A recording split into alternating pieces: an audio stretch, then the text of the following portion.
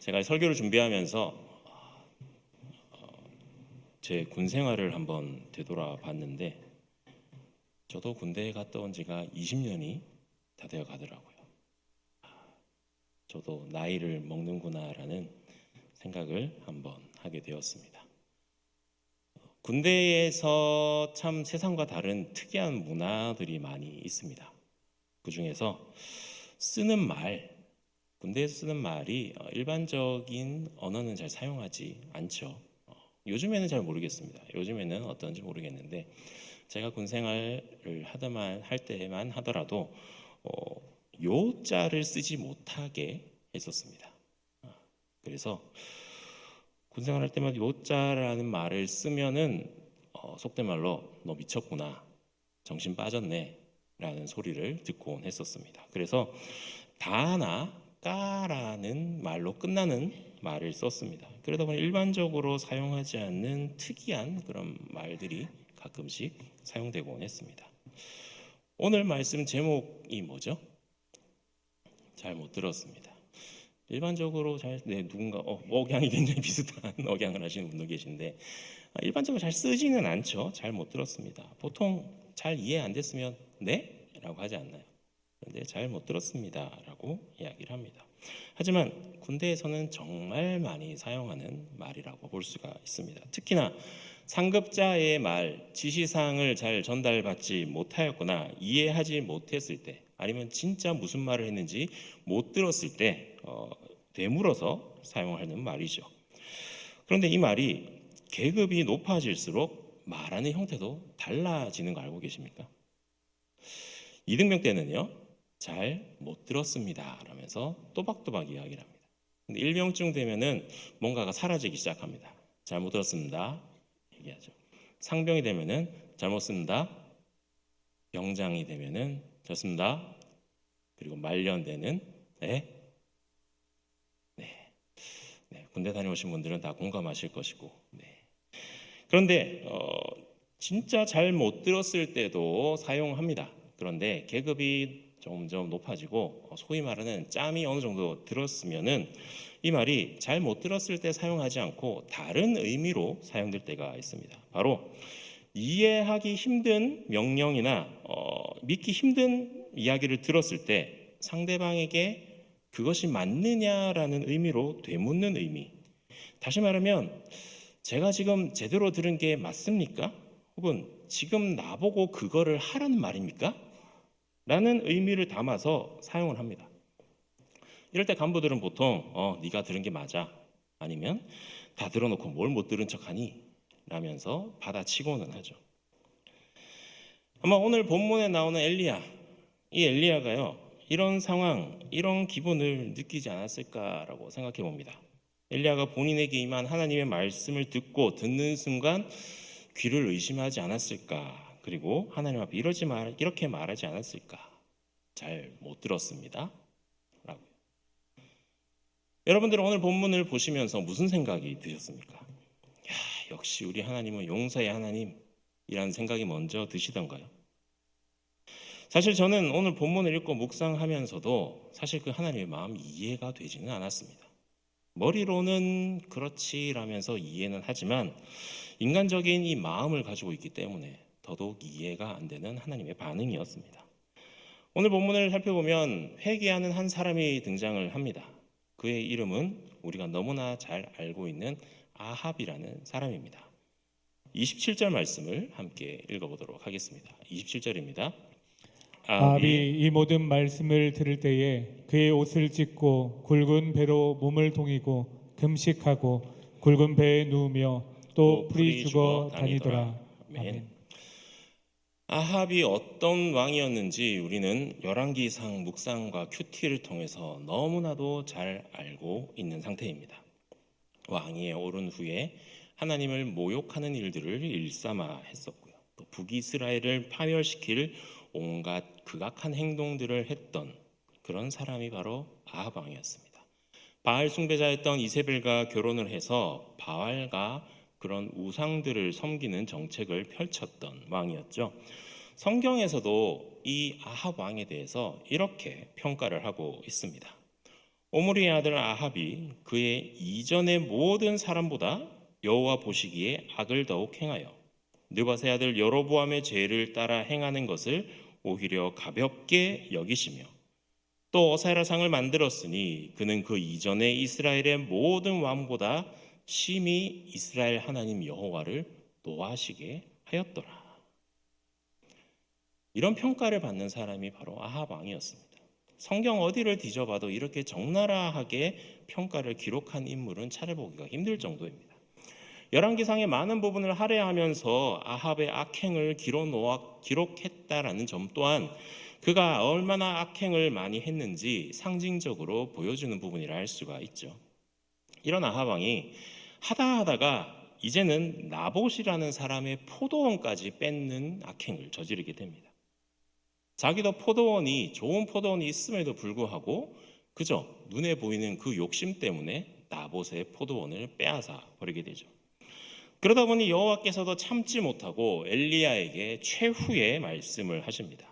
21절부터 22절까지 그 내용이 자세히 기록되어 있는데요. 함께 읽어보도록 하겠습니다. 여호와의 말씀이 내가 재앙을 내게 내려 너를 쓸어버리되 내게 속한 남자는 이스라엘 가운데 매인 자나 노인자를 다 멸할 것이요 또 내 집이 느밧의 아들 여로보암의 집처럼 되게 하고 아이야의 아들 바하사의 집처럼 되게 하리니 이는 내가 나를 노하게 하고 이스라엘이 범죄하게 한 까닭이니라 하셨고. 아멘. 23절 24절 말씀은 이세벨에 대한 내용이니까 제외하다 하더라도 하나님께서 이 아합을 철저하게 멸하시겠다라고 하는 굳은 결심과 의지가 보이는 말씀을 하십니다. 내가 무슨 덫을 써서라도 너는 정말 가만두지 않겠다라는 그런 말씀인 것이죠. 그런데 이 말을 들은 아합이 오늘 본문처럼 이렇게 반응을 합니다. 27절입니다. 아합이 이 모든 말씀을 들을 때에 그의 옷을 찢고 굵은 배로 몸을 동이고 금식하고 굵은 배에 누우며 또 풀이 죽어 다니더라. 옷을 찢습니다. 굵은 배로 몸을 동입니다. 금식도 합니다. 굵은 배에 누워 있고 또 온갖 다니는데 풀이 죽은 얼굴로 세상 근심 어린 표정으로 다니고 있습니다. 옷을 찢는 행위, 배를 몸으로 동이는 행위, 금식하는 행위, 슬픈 표정을 짓는 행위, 배에 누워서 둘러다니는 그 행위, 이 5가지 행위는요, 이스라엘이 전통적으로 하나님 앞에 회개할 때 나타나는 그런 행동의 모습이라고 합니다. 그러니까 이런 5가지 행동을 하나씩 해도 저 사람 회개하는구나라는 것을 알 수가 있는데 이 5가지를 한꺼번에 다 하는 겁니다. 그럼 얼만큼 이 사람이 회개하는지를 우리가 짐작할 수 있다라는 것이죠. 제가 이 모습을 봤다면요, 쌤통이다, 천벌받을 짓 했다, 뿌린 대로 거두는구나, 역시 살아계시는 하나님이 정의의 하나님이라고 기뻐할 것 같긴 한데 그 정도까지는 아니지만 나름 당연하게 받는 벌이라고 생각할 겁니다. 사실 아합의 회개하는 모습을 보였을지라도 인간적인 관점으로 보면요, 그는 결코 하나님의 긍휼을 얻을 수 있는 그런 사람이 아니었기 때문입니다. 백성을 우상 숭배에 빠지게 해서 파멸로 이끌어버렸던 뿐만 아니라 자기가 돌봐야 할 어린 백성의 재물까지 빼앗아버린 그런 극악한 범죄를 저질렀던 사람. 그런 아합을 보고 하나님께서는 이렇게 반응하십니다. 29절 말씀입니다. 함께 읽어보도록 하겠습니다. 아합이 내 앞에서 겸비함을 내가 보느냐? 그가 내 앞에서 겸비함으로 내가 재앙을 저의 시대에는 내리지 아니하고 그 아들의 시대에야 그의 집에 재앙을 내리리라 하셨더라. 아멘. 여기서 등장하는 겸비함이라는 단어는 히브리어로 카나으라는 단어인데요. 겸비하다, 다시 말하면 겸손하다, 자기를 낮추다, 그리고 항복하다라는 의미를 가지고 있습니다.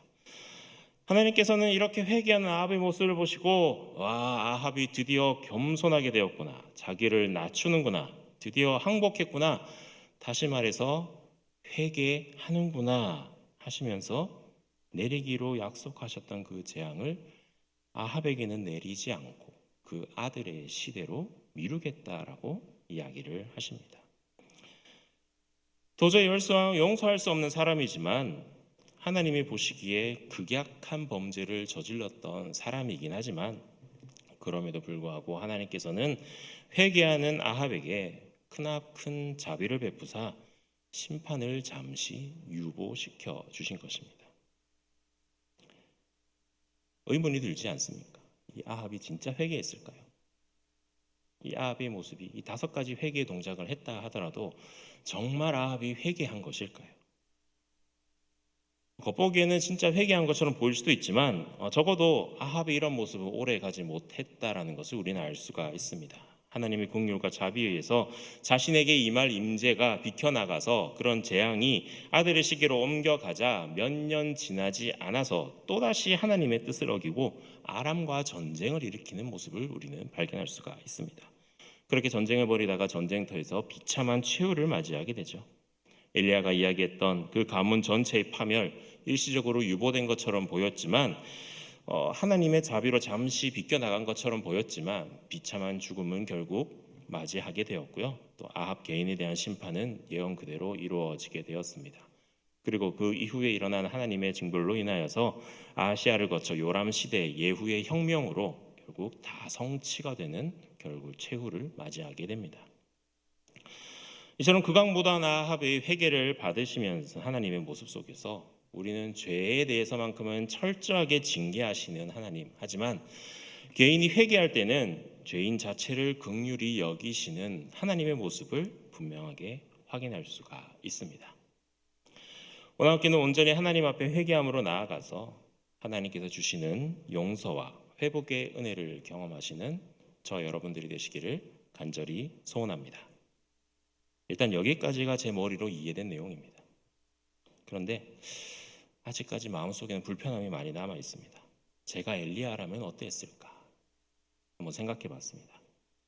하나님이 굉장히 기쁜 말투, 흥분된 말투로 저에게 말씀하십니다. 엘리야야, 엘리야야, 지금 저거 보이니? 야, 아합이 회개하고 있다고. 야, 심지어 금식까지 한다니까. 우와, 저 배우 저거 어디서 가져왔는지 보여?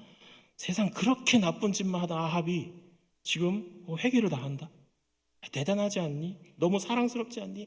내가 역시 사람 볼 줄 알아. 저렇게 이쁜 짓을 하는데요. 야, 내가 쟤한테 뭐라 한다 그랬지? 야, 내가 어떻게 쟤를 혼내? 봐봐, 쟤도 한다면 하는 애라니까.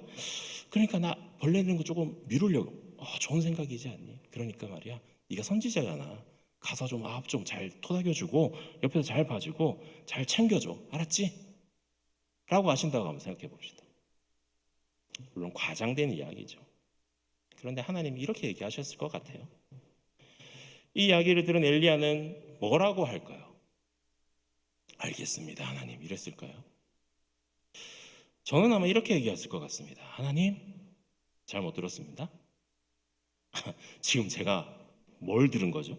농담 아니세요? 누구를? 아합을요? 장난해요 지금? 지금 쟤 때문에 지옥불에 타고 있는 사람이 몇만 명이자 자리도 모자라서 줄 서 있는 거 안 보이세요? 쟤 때문에 바알, 아세라 추종자들이 얼마나 득실거리는지 기억 안 나세요? 내가 걔네들 다 없앤다고 얼마나 뼈빠지게 고생을 했는 거는 또 기억 안 나요? 적어도 그리고 나한테는 그런 말 하면 안 되죠. 제가 나를 몇 번이나 죽이려고 그랬는데 아합 때문에 내가 몇 번이나 죽일 겁을 넘겼는데 나한테 대체 왜 그래요? 나한테 무슨 원한이 있으세요? 용서요? 잘 챙겨요? 누굴요? 지금 장난합니까? 순간 감정이입이 됐어요. 그런데요, 성경을 보면요, 생각보다 이런 상황들이 자주 등장을 합니다. 몇 군데 더 있습니다. 자기가 물려받을 재산 다 탕진하고 돌아온 탕자를 품어주시는 아버지를 보고 이해하지 못해서 화를 내는 큰아들이 있었습니다.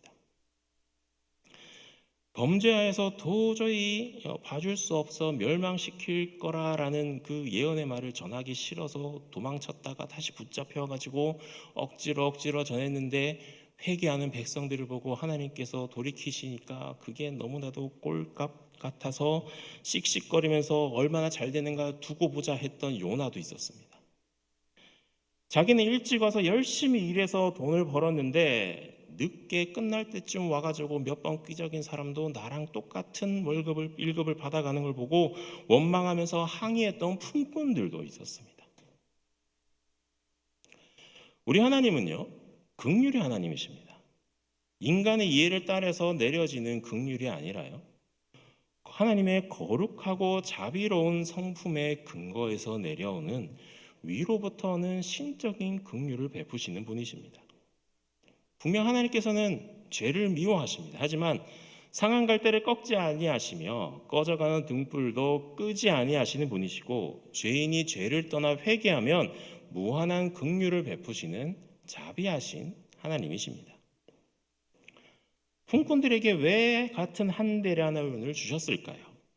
하나님은 선하시기 때문이죠. 니느웨 백성들은 왜 살려주셨을까요?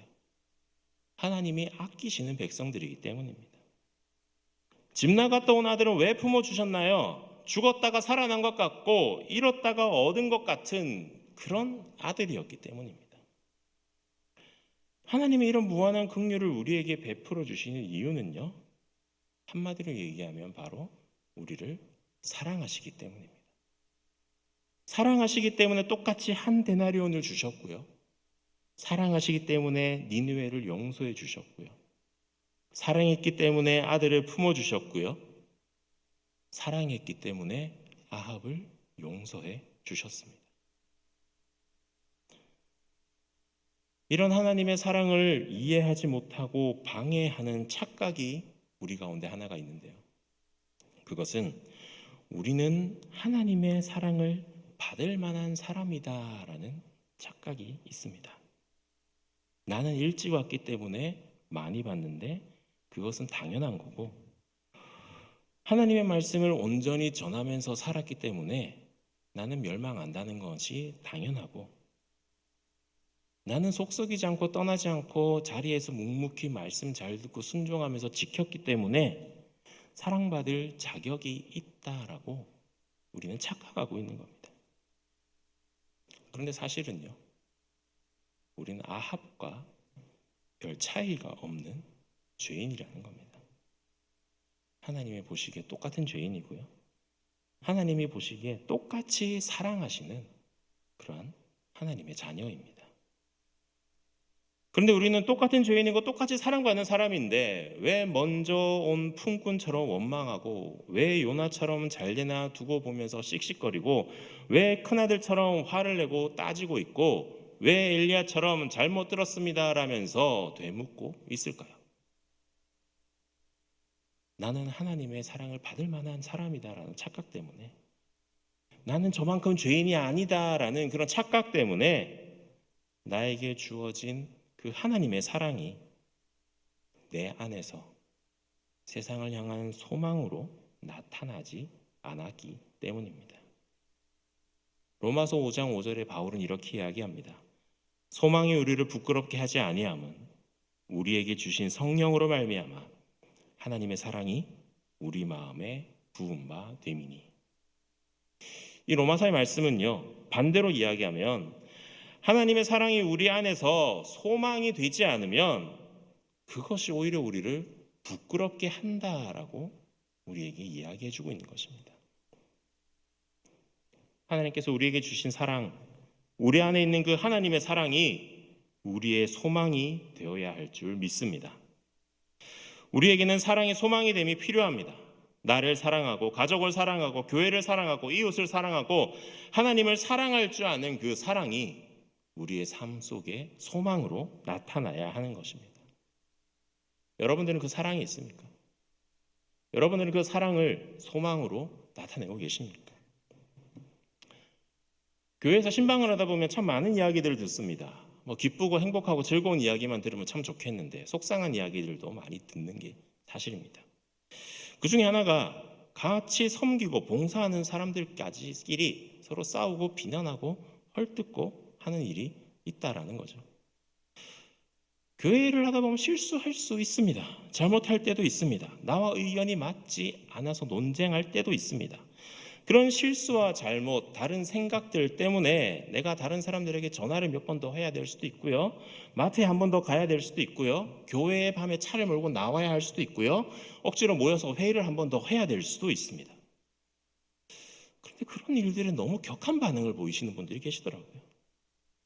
그거 하나 제대로 못하냐고, 왜 그런 얘기해가지고 사람들 다시 모이게 하냐고, 손 안 하고 손가락질하고 또 그런 분들을 향해서 왜 그렇게 화를 내세요? 왜 그렇게 비난하세요? 라고 얘기하면 내가 언제 화냈냐고 또 화를 내시고, 내 실수가 아닌 다른 사람의 실수 때문에 내가 일을 한 번 더 할 수 있죠. 내 실수가 아니라 다른 사람의 실수 때문에 내 시간이 소모될 수도 있습니다. 다른 사람이 행한 일 때문이 아니라 그런 일 때문에 내가 싫은 소리를 들을 때도 분명히 있을 겁니다. 그런데 경제적 이익이나 권력의 우위가 달린 세상 일이라면은 뭐 화를 내는 것도 이해가 되는데, 교회이지 않습니까? 적어도 교회라면 서로 사랑하고 이해하고 용납해주고 그럴 수도 있지라고 넘어갈 줄도 알아야 되는 거 아닌가요? 저는 그런 마음 안 생기는데요. 완벽하게 일 처리해야 되는데요. 눈에 걸려서 도무지 못 참겠는데요 라고 한다면 한번 생각해 보십시오. 내 안에 하나님께 받은 사랑을 내가 소망으로 생각하고는 있는지. 우린 다 아합과 같은 사람들입니다. 사랑받을 자격이 없는 사람들이에요. 그런데도 사랑을 받았습니다. 그런 사랑 받았으면 우리는 당연히 그 사랑을 소망으로 품고 나가야 되는데, 왜 다들 큰아들이 되려고 하고 먼저 온 품꾼이 되려고 하고 요나가 되려고 하는지 모르겠습니다. 그렇게 이기적이고 자기중심적이고 남들 깔아뭉개기 좋아하는 거, 딱 바리새인들 모습 아닌가요? 왜 바리새인들이 되려고 하는지 도무지 이해가 되지 않는 것입니다. 오늘 본문의 이야기를 통해서 우리가 깨달아야 될 것이 있습니다. 먼저 하나님의 무한한 긍휼과 자비입니다. 하나님은 우리를 죄를 미워하시지만 회개하는 죄인은 분명히 긍휼히 여겨주시고 용서해 주시는 하나님이십니다. 아합의 경우를 통해서 하나님의 사랑이 얼마나 크고 깊은지를 우리에게 보여주는 하나의 증거로 삼으셨습니다. 우리도 때로는 아합처럼 용서받을 자격이 없는 죄인일 수 있습니다. 그러나 하나님께서는 우리를 여전히 사랑하시며 회개하는 자에게는 자비를 베풀어 주십니다. 하나님의 이러한 무조건적인 사랑과 긍휼을 우리는 어떻게 받아들이고 있나요? 우리는 스스로를 하나님의 사랑을 받는 자녀로서 인정하고 그 사랑을 주변 사람들에게도 나누어 주어야 합니다.